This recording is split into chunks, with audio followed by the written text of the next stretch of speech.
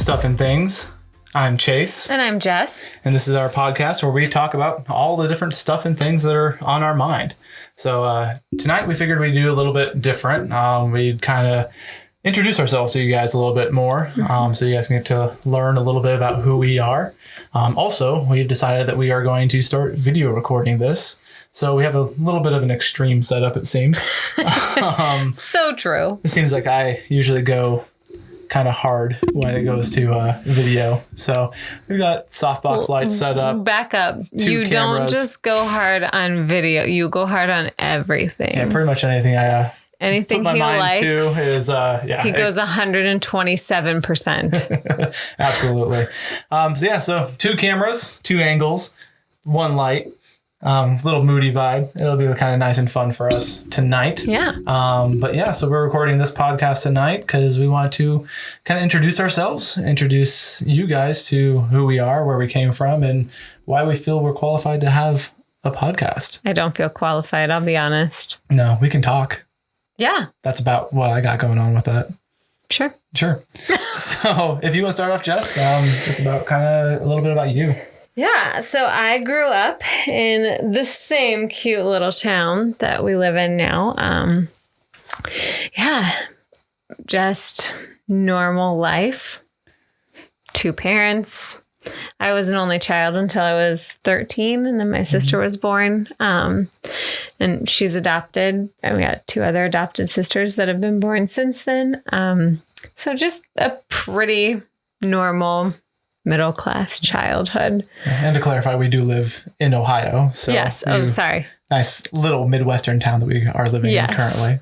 And so, went through school here, graduated high school, and I just really wanted to experience something new. I looked around and, my mom had grown up in a town just right over next to us, and my dad had not grown up far away. They went to college in Ohio. We just hadn't had much in way of adventure. And we had traveled. I'd traveled a lot as a kid, but I just really wanted to go and experience something new. So when I was looking at colleges, I looked at lots of colleges that were not in Ohio. Trying to just run away from it all then. I mean, not really necessarily like an escape of I hated it here. I just wanted to experience more than here. I didn't want to get stuck living here forever. Haha. Joke's on me. Because we're right back to where we were, or well, at least where you were. Yeah. So that's kind of everybody's goal, though, isn't it? I feel like you have like 2 frames of mind. You have the people who are totally comfortable with being where they're at and being in the same town and with the same people. But then you have the people that are just like, screw it, I want to leave. Yeah. Like, I can't wait to get out of this town. Can't wait to run away and go experience life. And for you, that was, where'd you go? I went to Colorado because I went out there. Huge change. I went out there and it's just unlike anything I had ever experienced in my life. And honestly, not exactly where I thought I would be. I mean, originally I'd really hoped to go to Nashville. Being a musician, obviously. I just thought, that's where I have to be if I want to do this. Well, thankfully, God had other plans, and I ended up in Colorado, and I loved it. It's just such an amazing place. And I went there for school. I went to Colorado Christian University, and I studied vocal performance. Like I said last time, guys, she is a humble musician. She is definitely better than she claims to be. So, thanks. But yeah, so I guess that leads you up to Colorado at least. Yeah, and then why don't you tell us a little about your growing up? Yeah, so I actually grew up in Colorado. I was born in California, in Oakland, California, of all places. And my family kind of bounced around a little bit, trying to settle on a place. And we actually ended up moving to a small ski town called Steamboat Springs, Colorado. It's a beautiful place. If you want to it truly is. Look at pictures of Colorado and you Google images of ski resorts, it's probably Steamboat because it is a fantastic place. But it was one of those places where I hated. growing up, honestly, because it was a small town. There was nothing to do. We were 2.5 hours away from any major city or any like inkling of society. And so we're pretty isolated in the mountains. And, I see it now for what it really is this glorious mountain town of adventure and skiing and mountain biking and fishing and camping and all the stuff that we love to do together now. Yeah. But I definitely didn't appreciate it when I was growing up. So grew up there, moved there when I was in second grade, graduated high school there. So we both have the small town mentality together. Yeah, for sure. But then I decided I was going to leave the little town and go and experience the big city of Denver. So I actually went to college initially at the University of Colorado, CU Boulder, and had an awesome experience there, but it just wasn't really for me. Didn't really have any idea or direction as to what I wanted to do. Initially thought I was going to be architecture, and then that kind of fell through and kind of bounced around from major to major, and then realized I was just wasting time and a whole lot of money. Oh yeah. And not really accomplishing anything to show for it. So decided to pull out of college, and so that kind of gets us to when we met, I guess. Yeah. So that would have been July or June of 2007. June, end of June. Yeah. So you want to tell our story, babe, or you want me to? You tell it so much better than I do. She always says that, but I feel like I bounce around a whole bunch. I don't know. I still feel like you tell it better. So Jess was actually playing in a band, a little band called Breathe Carolina at the time. Please don't look in Colorado.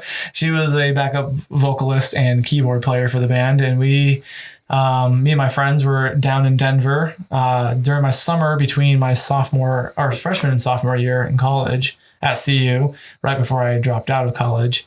And we decided to go down to Warped Tour that summer in Denver from Steamboat. And we had another friend who lived in Denver who had heard of this band called Breathe Carolina and said, well, they're playing the night before Warped Tour, so why don't you guys come down the day before and we'll go see them and then go spend a day at Warped Tour. It'll be kind of a good warm-up or whatever. So we said, sure. And I looked him up on MySpace, of all places. All the kids nowadays probably have no idea what that is. MySpace. But before Facebook ruined everybody's lives, MySpace was doing it with the top 8. So the top 8 was the worst. So many friendships ruined. Yeah, just Google Tom for MySpace and you can find out all the bad things about MySpace. Anyways, we looked him up, and I saw this girl who was playing keyboard on stage, and I was just enthralled and decided I have to meet this girl. So absolutely, I'll go to this concert. So we went to the show that night, and they played the set and all of that.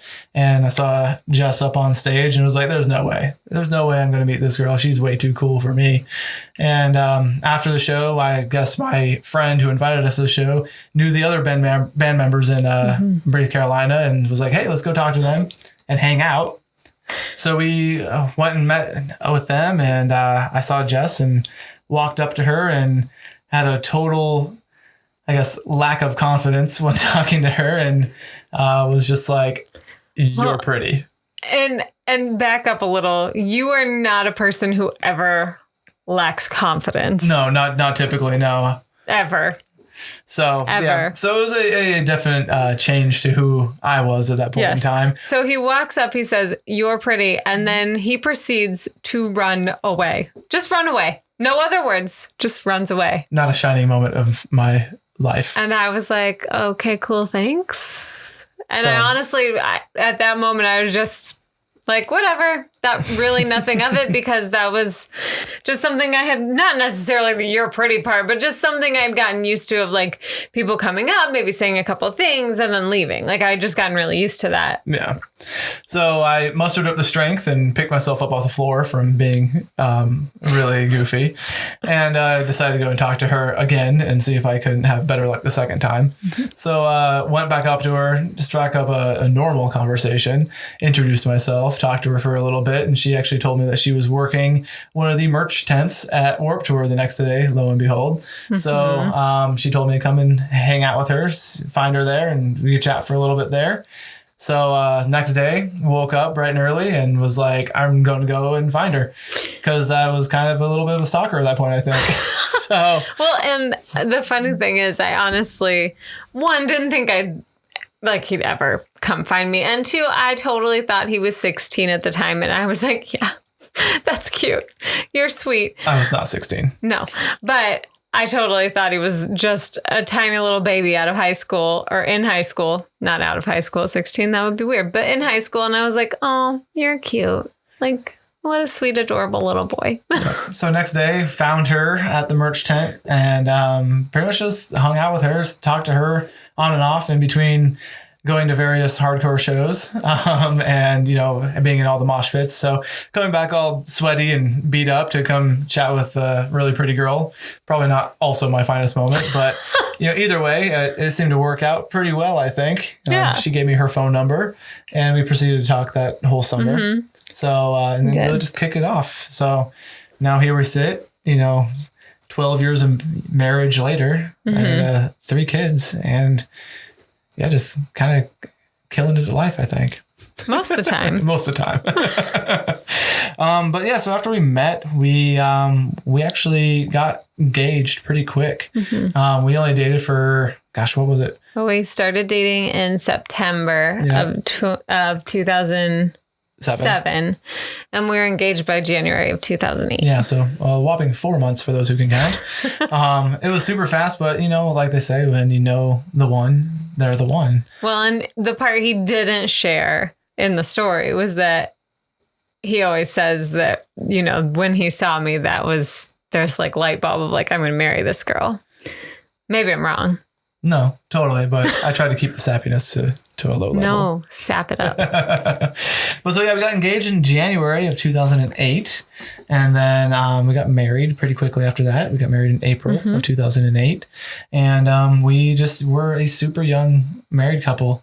We got pregnant with our first pretty quickly and had Jude also in 2008. So it was a lot of firsts very quickly, very fast. But it really kind of grew us up really fast. We bonded together really quickly. Mm-hmm. We became a team in the most important thing in the world, raising a child. Yeah. And so we really grew up in that frame of like, we relied on each other in a lot of aspects. And that's really just kind of bled through to every other aspect of our marriage.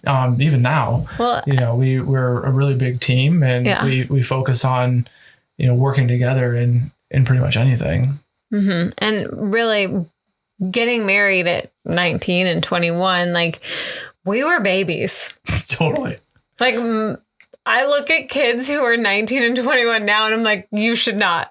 No. Yeah, definitely. Don't get married. You're not old enough. Definitely don't recommend getting married when you're 19 and 21. I mean, I would recommend it if you're in the space that we were in because we were ready for it. We were ready for it, but I don't feel that most of society is ready for that. But we also then grew up together and yeah. I mean, kind of you're the only super serious relationship that I've had in my adult life. Like I had boyfriends in high school or whatever, stupid stuff, but those don't really count as a serious relationship. Like, because high school boyfriends and girlfriends come and go, but like we met young and now we get to spend our whole lives together, which I think is pretty awesome. And it's a pretty great testament that, when we're 80, we'll have been married for, 60 years. It's going to be awesome. That's pretty awesome. Like they don't celebrate that nowadays.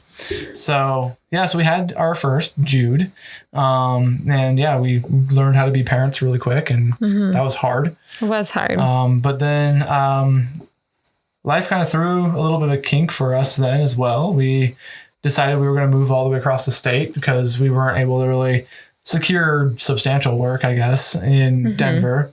And so we moved across the state of Colorado to a little town called Montrose, which is actually where my parents were living, to work another job. I was actually hired as a kitchen manager because amongst all the jobs I've held in my life, I was lots of them. I worked in the kitchens for quite a while. We moved across the state to Montrose. And he is a very talented cook. His food is so good. Sorry, chef. I'm gonna call you a chef. That's too fancy for me.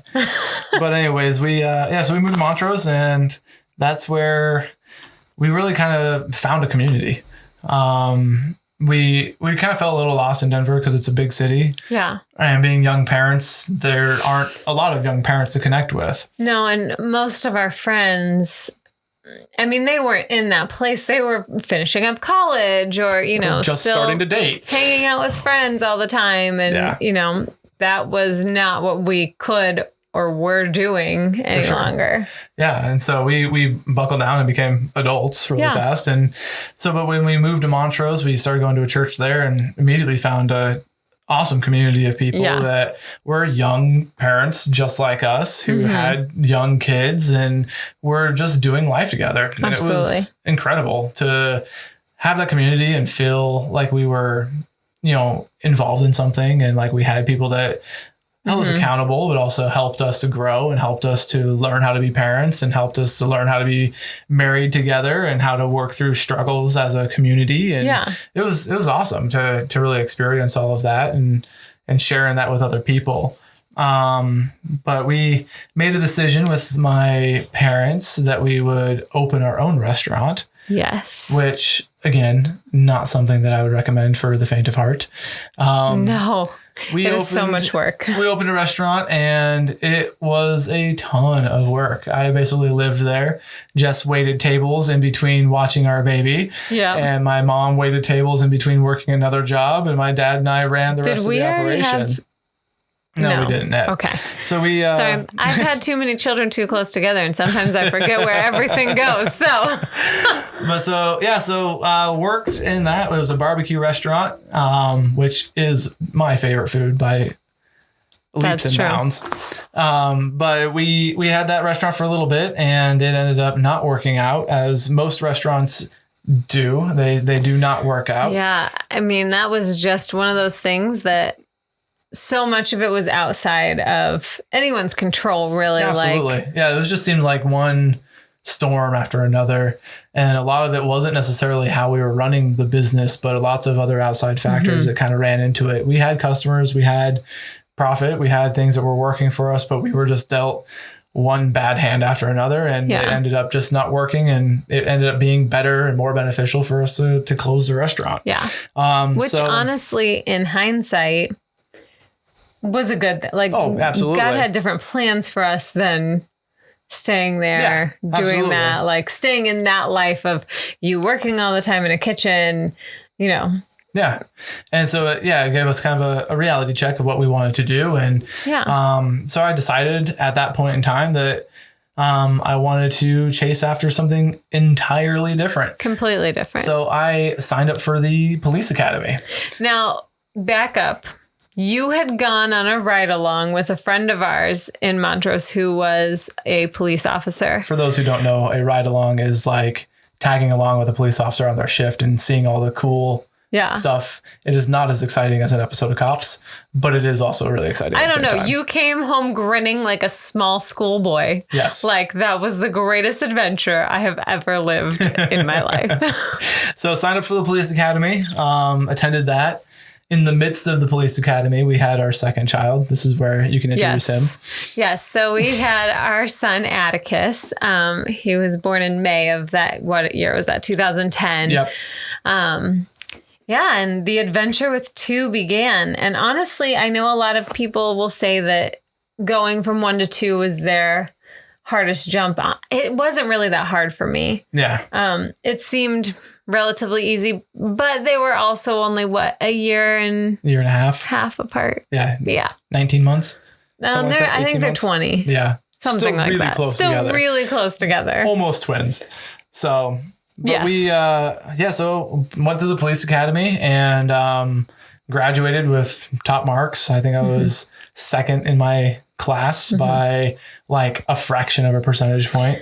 So that was really awesome, but we then had to buckle down for the task of finding a job. Yeah. So we applied all over the state of Colorado. Yes. I basically just searched, open positions for law enforcement in the state of Colorado.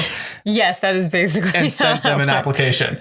Yeah. So I tested at a lot of different places. And then we landed in a small community of Newcastle, Colorado. Yeah. So all the while, though, you were doing the stay-at-home mom thing. So between, me working in the kitchen and running a restaurant and then being in the police academy, like I said, lots of jobs. Yes. You were staying at home. So why don't you touch on that a little bit? Yeah, we decided pretty early on, right after Jude was born, that, just the cost of everything as far as childcare and all of that, it was just really not worth it for us. When we looked at that versus what I could make, and what I could make was barely anything at that time. Because we were young. Because we were super young and I didn't have any experience. So what I was able to make was minimum wage. Yeah. And so that really doesn't add up to being able to afford a decent childcare. And I know there's options out there. I'm aware that, and everybody has to make their choices. I am by no means shaming a mom who decides to go for childcare route. More power to the working mom, because I feel like it's a really hard go. It is a hard go. Balance, being a mom as well as working and having a career. Well, and I'm doing it now, so I've been in both spectrums. Absolutely, and it's hard. It's hard. It's hard to balance all of that and feel like you're being successful at either end of the spectrum. And mom guilt is real. You feel that guilt for not being present and not being there to help with, all the little things during the day. And especially when you have been able to and your kids have experienced that. Yeah. I feel like it's almost even worse because you've done it and you've put that forth and you've set that precedent, and then you change it up, and it's hard. It is really hard. Anyway, so I was doing the stay-at-home mom thing, just, living in baby world.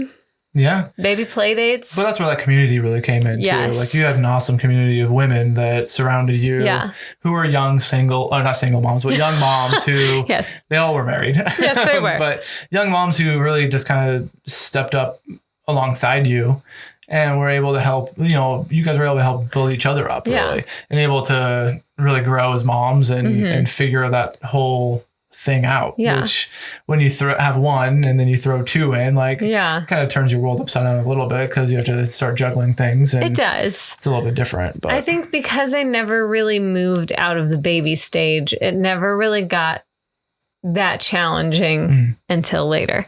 But just having really great friends in both Montrose and in Newcastle, we found really great community in both of those places. Definitely. With lots of families, with young kids, and even moms who maybe had more experience than I did, who had toddlers at that point, or, an older child and a toddler and a baby.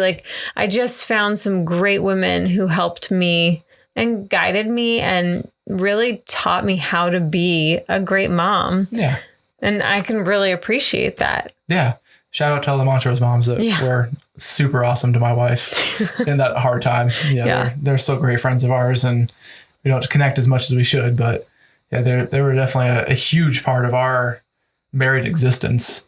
Agreed. And really kind of shaping what we saw as being a married couple. And so I feel that community is a huge portion of being married, whether that be through your church or through a club or your gym or whatever it may be. Find your tribe and find the people that you mesh well with, and that can support you and encourage you and help you out when things are really hard, and celebrate you when things are really easy, and kind of be able to just come alongside you and really be those people that you can kind of turn to. Because ultimately, obviously, we turn to each other. Yes. But it was super awesome to have those people in our lives that we could also turn to. It wasn't necessarily I think either of us turned to our friends instead of each other. No, not once ever. But we utilized that community to be able to, I guess, bounce ideas off of each other, or came to each other as couples together, and worked together on things to make it more beneficial for and I want to caution, if you found a community that's not building up your marriage, say you're going to these get-togethers with other couples and they're, tearing one another down or complaining, like that is not a healthy environment. Yeah. Not by any means. No. And that's something I feel like we've had in those communities was other couples that truly loved each other and they were each other's best friends. They were seeking oneness like we're seeking.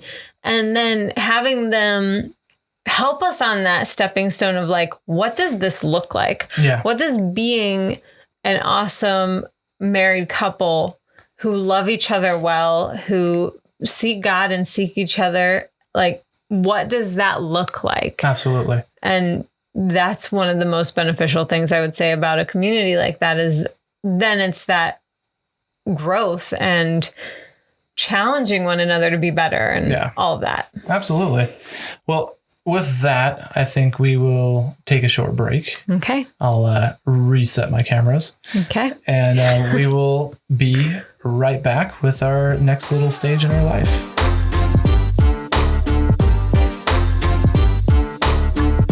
All right, and welcome back after our short little break there and getting all the cameras jostled back around and reset and recording and started over. Because cameras have this really fun feature, super fun, that you can only record, well, not all cameras, obviously, but our lovely Canons, which I adore. They're wonderful.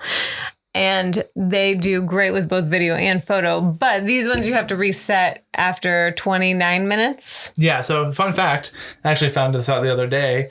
The reason that digital cameras like these ones can only record for 29 minutes and 59 seconds before being restarted is that if they record for 30 minutes or longer, they are then video cameras. Cinema cameras. Oh, so and they do it on because purpose. Of that, they fall into a different tax bracket. So they would be exponentially more expensive if they went past 30 minutes. Okay. And we are not exponentially rich enough to afford a cinema camera. So therefore, we will be just resetting our camera at a break. Totally. But yeah. All right. Sorry. Anyway, fun fact of the day. So See, Stuff and Things. This is literally all the things. Because you came for our story and you're getting camera facts. Anyway. Absolutely. So like I said, go hard, right? Yes. So anyways, after Montrose, though, I got a job as a police officer, entry-level police officer at a small town called Newcastle, Colorado, which if you look at the state of Colorado, it's just a square. And it was basically right in the center of the state. Well, it's more like a rectangle. A rectangle, I guess, but it's a square. Okay. Anyways, we had to pack up and leave our community that we loved so dearly, which was probably the hardest part of that job process, was realizing that we were going to have to uproot and leave our community that we had built a lot of ties with. But at the same time, though, it kind of felt like our community was starting to kind of move off as well. Like one couple left and went to Grand Junction, and one couple was coming to California, and one couple was moving. Like they were moving all over the country and all over the place. And so it seemed like we were going to be left with one or two couple groups. Which would have still been awesome. Would have been amazing. But it felt like it was definitely a little bit different. So it was kind of definitely, I don't know, I guess really God working in our hearts to help us with that kind of pain of leaving the community. Yeah. But so we moved to Newcastle, moved into a tiny 2-bedroom apartment with, count them, 2 babies. Yes. And we started that life. It was interesting. It was exciting. It was hard. It was exciting for you. That's true. I lived it was in stressful fear. For you. But yeah, so I was a police officer for 3 years. 3 years, 3.5 years almost. And like I said, it was a super exciting time for me. I'm definitely one who enjoys having a job that is different every day. Yes. Who enjoys having the kind of unknown factor in that. And law enforcement was definitely 100% that. Yeah. Completely fulfilled that desire for me to not know what I was doing every day, but also to be able to excel at something that was exciting and interesting, Not that that's what you should base your career off of or what your career objectives should be by any means. You shouldn't always just be looking for the flashy job that people always want to know what you're doing. You seek that out always, and that's all you ever look for. Like, you know, the mundane portions of every job that are inevitable are always going to turn you away.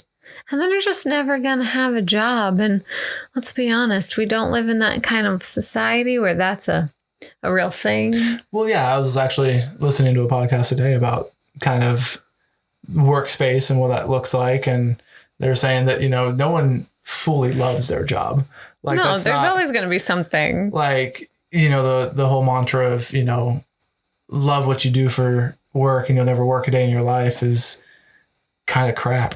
Yeah. Like, I mean, to a degree, you're going to enjoy it. But there's always times. There's always going to be something. There's always a time when it's going to be work. Yes. There's always a time when it's going to be hard. There's always a time when it's going to be not fun or exciting or flashy. Yes. And, you know, if you have that flashy and exciting job, then it's not going to always be exciting. Yeah. Like, that's going to be your baseline. Totally. So like for law enforcement, that kind of fell into like, you see all those TV shows about cops and how exciting it is and how adventurous it is. And they're like kicking in doors and like driving all 100 miles an hour down the street and all this exciting stuff. But like, they don't see the like super, super mundane tasks that like paperwork that take up probably days. 80% of the time, 90% of the time that you are a police officer. Yes. So, you know, that was the less exciting portion of things for me.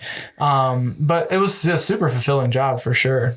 But I also feel like as a family, like, and we found new community in Newcastle. We had an awesome church and just found some really great families to like join into community with. But something that was really awesome about you being a police officer there, they worked 4-10s. So they worked 4 days a week for 10 hours a day. And yes, that may seem like a long day, but having 3 days off together with you every week with the kids was amazing. Yeah. It was amazing. And doing that as a stay-at-home parent, like, it was basically only one extra day a week that I was alone with the kids. And honestly, even then, like, they were so little and, you know, they still napped all the time and we could, you know, go to the park for an hour and then come home and color for an hour. And like, that was good for them. They enjoyed it. Like, yeah. So I feel like it was really good for me as a stay-at-home parent to have you have that schedule. Yeah. I mean, terrifying the 4 days a week that you were gone because I didn't know if it was going to be like a good day or a terrible day. But yeah, I felt like that schedule was really, really awesome. It was amazing. And then you had, you know, I mean, you had rotating shifts and things like that where, you know, I would go from working a day shift to a mid shift to a night shift, and that would rotate every couple of months. So there was a lot of uncertainty in that, and every shift brought its own troubles and worries and issues. But we really found our stride with like the night shift. I know. Which sounds crazy, like working super late into the night, but with little kids. Clarify too. The night shift there was not a complete overnight. Correct. It was a little bit different. You worked till 3 o'clock in the morning. Yeah, 3 a.m. And so then you could kind of sleep until 10. And we had babies who I could put down at any point and they would sleep till whenever. Yeah. So it was great for our family because then I'd wake up at 10 and I wouldn't have to be at work till 5. Yeah. So we'd have 7 hours in the middle of the day to hang out with each other and do the family thing, which was awesome. Yeah. And then, you know, the kids would generally go to sleep after not too long after I went to work. Yeah. So it was basically like just being at home together. Yeah, it was awesome. It was really awesome. So we really enjoyed that. But then we had banked up a whole bunch of vacation at the police department. Yep. I was actually able to take what? Oh, no. Yeah, no. No, not yet. Yes, yet? Yeah. Okay. Guys, I forget every time that my kids are born. So in the midst of us being there, we got pregnant and had our daughter, Gemma. Our third and final child. And definitely final. But yeah, so then we went from 2 to 3. Going from 2 to 3 for me was the real challenge. Yeah. And I don't know if it was the difference of like, I can hold 2 babies, But this time, I mean, we had Gemma, and I'm like in no way saying that I do not absolutely adore that she's part of our family. I'm just saying it was a hard transition, and probably more so made more difficult because we had 3 kids, 3 and under. So Jude was 3 when she was born, and Atticus was less than 18 months. He was like 17 months. Yeah. So we're crazy. It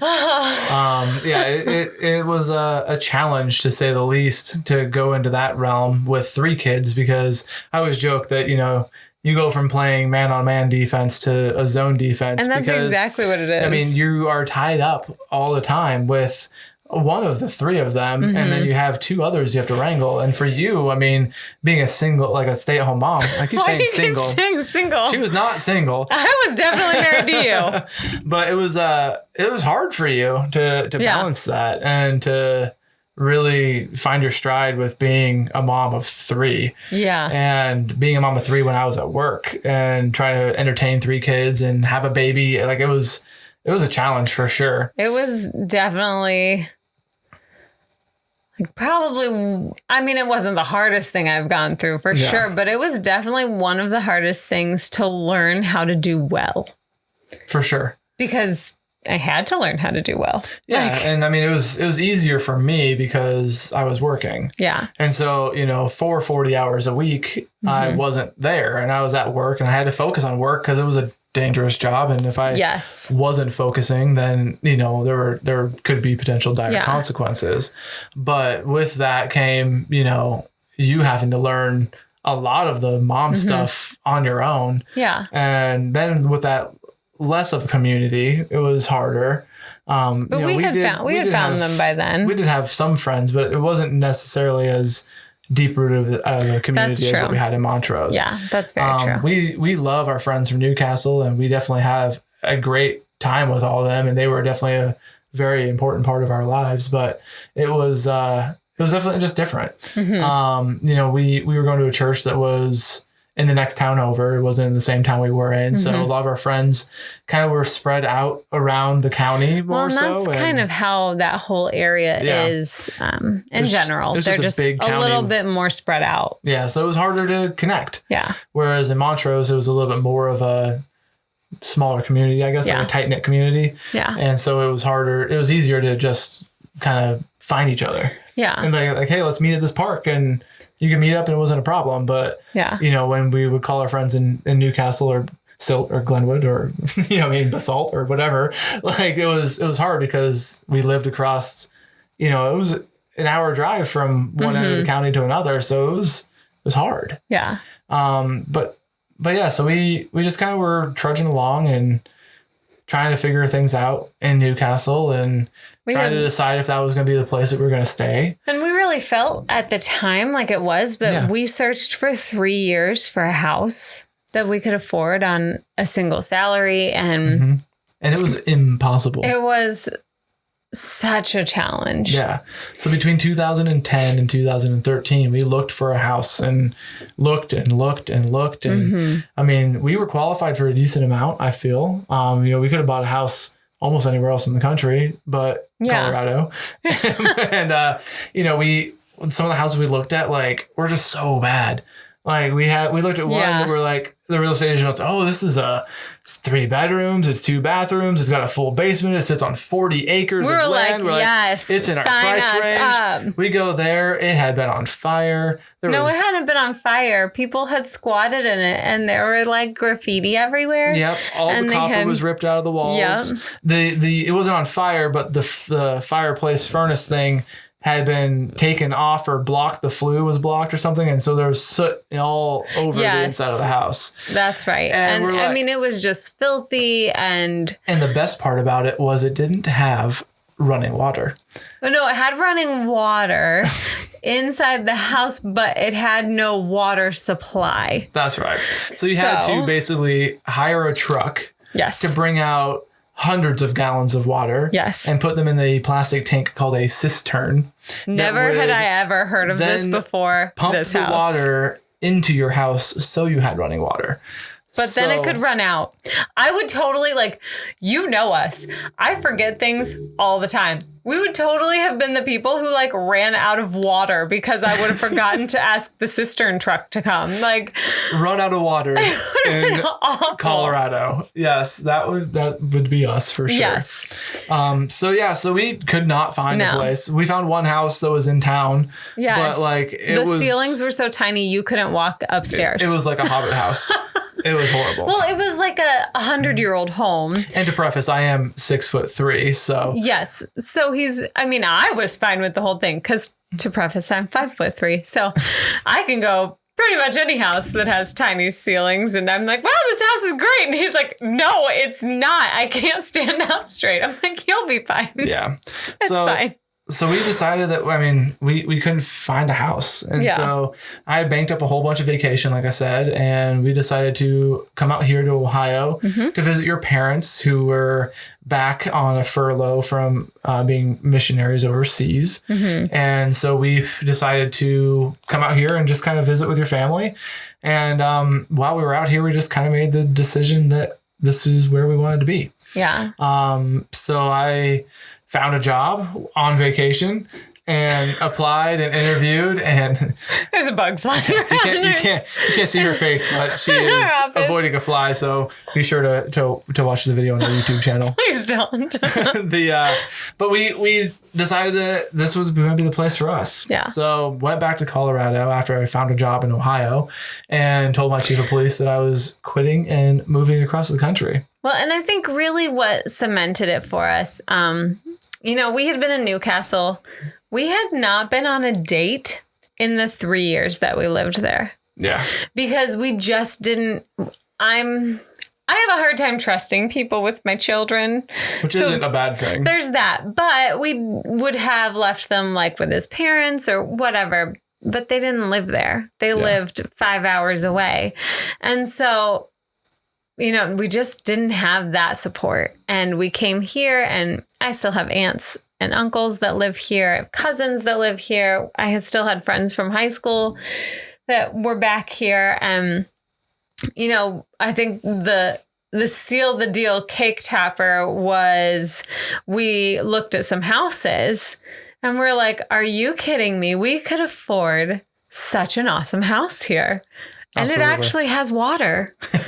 So I think that was a big thing for us, was that we saw that, we could live at the same level we were and live a much better life. Absolutely. And so we packed up and we moved. Did. And it was a big move across country. I would not suggest moving 3 babies across country. No. It's rough. It is. If you're going to do it, don't do it the way we did, because we packed up a U-Haul and we took one of the kids in the truck with him, and I had the 2 littlest ones in our Pathfinder, and we drove out here, and it was the worst 20 hours of my life. It was a miserable drive for sure. Okay, maybe that's an exaggeration. I kind of like to exaggerate sometimes for drama, but it was really rough. So my suggestion would be get the pods or whatever, get a moving truck so you can all go in one car so you don't lose your mind while you're driving through Kansas with 2 babies. Absolutely. But yeah, so we packed up and we moved out here, and it's been great. We've been able to go on dates. Yes. I always joke that we moved out here for the free babysitters. Sometimes we pay for them too, guys. Yeah, but it's a big thing. Being able to date each other and spend time together and really enjoy that time together is huge. But we moved out here, and like I said, we found a house. Yep. We found a house in a great school district nonetheless. And so now our kids are growing up. And so, we moved here 2013 and now we're 2020. So 7 years in one place, which is pretty big for us. That's huge. Considering the first, 5 years of our marriage, we lived in like 5 different places, 3 or 4 different places. Yeah. So it was a little wild. It was. But yeah, so now we're on this new adventure together here in Ohio. And it's awesome. Yeah. So we're really looking forward to what Ohio has for us, and kind of being able to really kind of sink into our community here. We've really been awesomely blessed with a great community here, a great church friends, and great opportunities. And now we're able to, start this business and start this podcast and be able to just do a lot of things that I don't think we ever really thought or imagined would have been possible. And I think you need to back up a little. Like, we moved out here with what we thought was a temporary job. And, with the hopes of you getting back into policing while you were here. A lot of stuff just really stood in the way, and those doors kept closing. And then, the climate of the country kind of changed, and policing just felt so much less safe at that point. So you kind of stayed in this temporary job. And then when COVID hit, the temporary job laid off 90% of its workers. And the temporary job was great. Don't get me wrong. Absolutely. He was a sales advisor for a car dealership. And I mean, it was paying the bills. It was good. It was great. I started back to work. And so we were living a pretty cushy lifestyle, but you weren't happy. No, not and at all. We'll get into more of that as we start talking about the business. But I just think it bears to be said that, like, that was part of our story too. The whole, like, living in the disappointment of things not being as we thought they would be. But staying the course and really just trusting and really just kind of diving in. But like you said, we'll dive into that a little bit more as we, talk about the business and talk about kind of what led us to that point. Yeah. And so I think that's a good place for us to kind of sign off here. Yeah. We really appreciate you guys sticking along with us for this might get a little long weird journey into our story here. But if you guys could rate this, it'd be really appreciative of that. And we really appreciate you guys for sticking with us for this long talk tonight. And like I said, I'll link the YouTube video in the show notes below. So if you guys want to see our faces as well as hear our voices, you can watch that in the very near future here. But thank you guys, and we'll see you on the next one. Yeah, have a good one.